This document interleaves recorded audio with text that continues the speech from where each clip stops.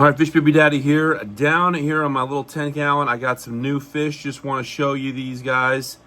They are some Apistogramma Opals, technically Apistogramma Borellii Opals. They look really good. I got them within probably a couple days. And Bob's Quarry Castle, big shout out to them. Great quality fish.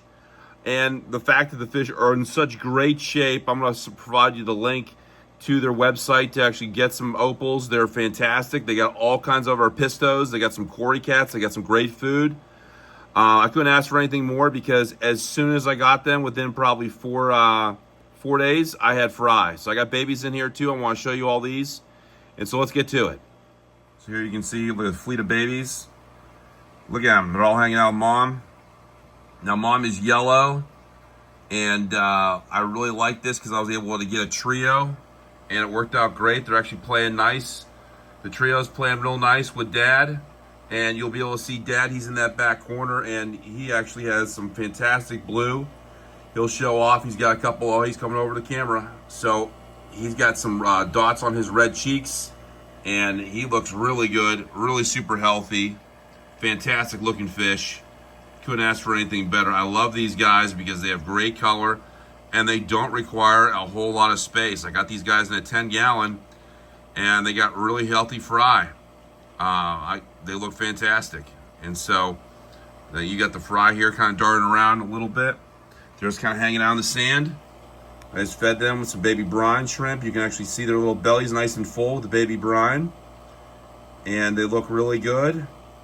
Couldn't ask for anything more in terms of speed, in terms of actually getting them to breed. I actually had them in there for probably 4 or 5 days and I already had fry, so they look really good. Usually they congregate all on this wood right here, and they're just kind of just these babies. You can see like 1 or 2 actually on the wood still, but the babies feel comfortable in the wood. And normally I don't really have the light on them, and I just kind of let them do their own thing. Real soft water, have a TDS around probably 100.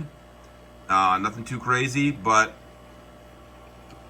a lot of success in a small amount of space. And they're really non-aggressive. I feed them some baby brine, and then once in a while feed them some pellets once in a while.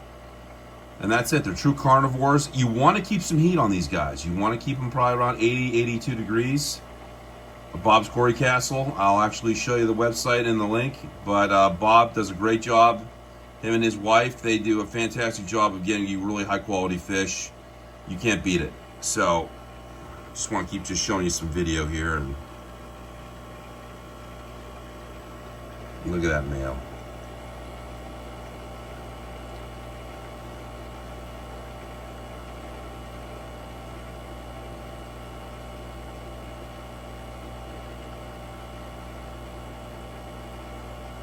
They look great. Great color. Great parents too. They do a great job of like taking care of their fry. I'll keep them in there. I got that leaf back there too. That leaf will act as supplementation for any food that the fry might want to pick off of. That leaf will degrade over time, and they'll be able to use that as a way of kind of acting as some biofilm or some different supplementation for food. I definitely love keeping that in there in the tank with them.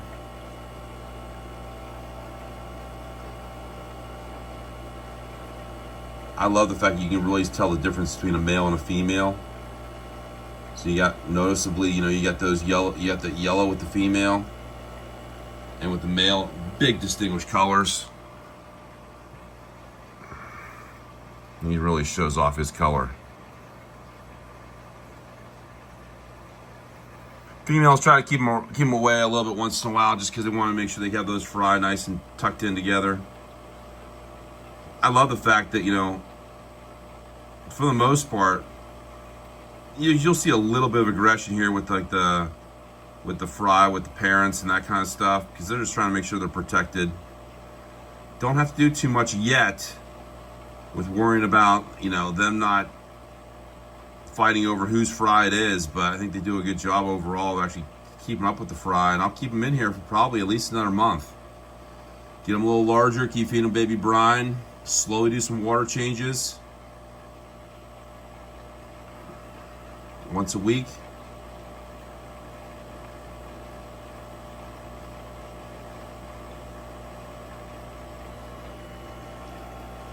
Not a real big fancy setup though. Don't have to really do it that much. Got a couple terracotta pots. Got some wood in here. And this is just a 10-gallon tank.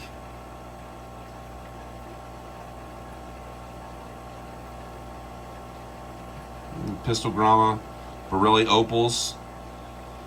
Technically speaking, this is a line-bred fish. This is something that is actually not in the wild, but scenario-wise, this would potentially happen in the wild in terms of getting the coloration. What you do now is you just try to keep these line-bred because they're a little stronger line in terms of doing better in an aquarium. So in theory, you would actually see this coloration once in a while in the fish itself. It's just accelerated now because it's more actually, maybe a little more selected, you could say, in the actual, in the aquarium itself. But they're very healthy fish. I think that's one of the biggest things is that when you're buying fish, you know, you're trying to get them online or you're doing anything, you want to make sure that they're healthy.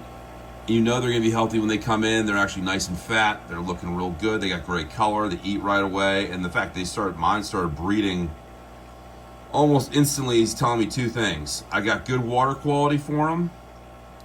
And number two, I got a great source to actually get them from. So if you got those two things, you're going to get babies. And we got them for sure.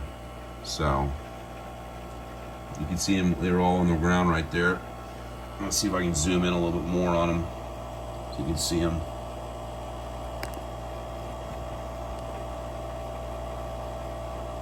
Just watch this little baby fry.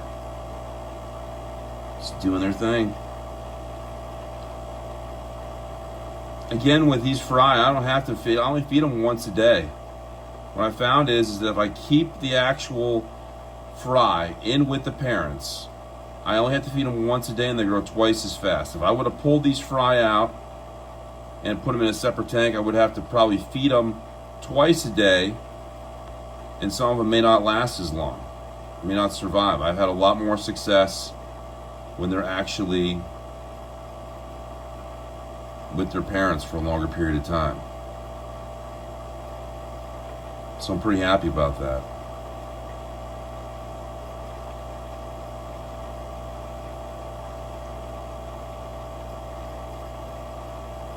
There's a little bit more activity going on here right now because I think I got the lights on. Typically I don't put the lights on too much with them, so they're kind of confused on what's going on here.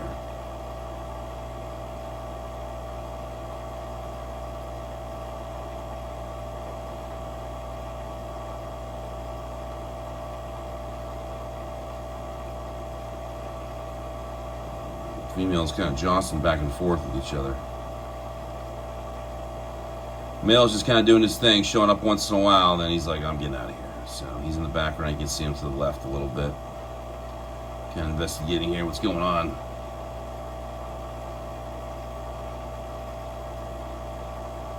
And he's like, I'm not getting involved.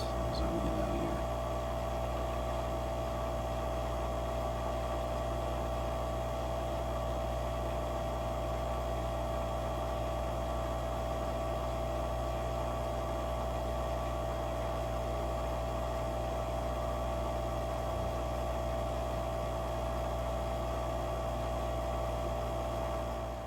So there you have it. That little 10-gallon is producing a lot of cool stuff with a lot of cool color. And so I love these little pistos.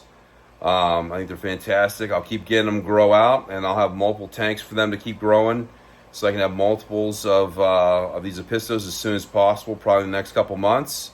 Just got to make sure that water stays around 80 degrees, and they should be good to go because I got tons of soft water. Hopefully you liked it. Hopefully you liked seeing those little guys. I love them. They're one of my fan favorites. And I love breeding them. So happy that I got them. So until next time, Fish Baby Daddy.